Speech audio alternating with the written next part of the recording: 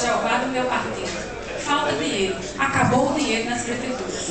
A gente não está tendo condição de cumprir com nossas responsabilidades básicas, que é o do ODESP da Câmara. Mas vamos ser punidos por isso. Mas punir como, se não existe dinheiro? É uma conta que a gente não consegue pagar.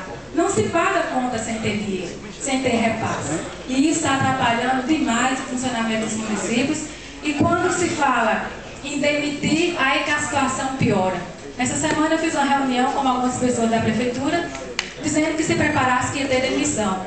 Mas era um clamor, um choro das famílias. Demitir pai de família pobre, que vive de um salário mínimo no sertão da Paraíba, e essas famílias vão viver de quê? Vai passar fome na cidade? A cidade não tem outra alternativa de vida na cidade, a não ser ainda o FPM da prefeitura? Que situação é essa que a gente se encontra hoje na Paraíba e no sertão especificamente, que é uma região que sobrevive do fundo de participação municipal? Alguns prefeitos em algumas cidades maiores que têm receita até conseguem debelar essa crise de uma forma mais amena. Mas nós que fazemos parte da maioria dos municípios do Brasil, 70% dos municípios do Brasil tem até 20 mil habitantes, a gente não consegue mais passar essa crise de uma forma normal. Daqui a pouco vai ter prefeitos internando no CAPS, tomando remédio controlado, e não dá mais. A pressão é forte. Prefeito querendo entregar mandato.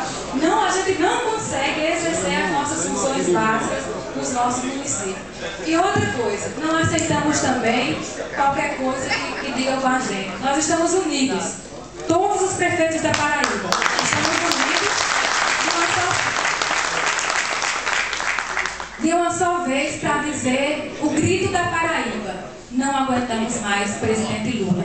Alguma coisa, salva os municípios. E divide esse país, mas não deixa as prefeituras dessa forma. Meu muito obrigado, estou solidária a todos vocês.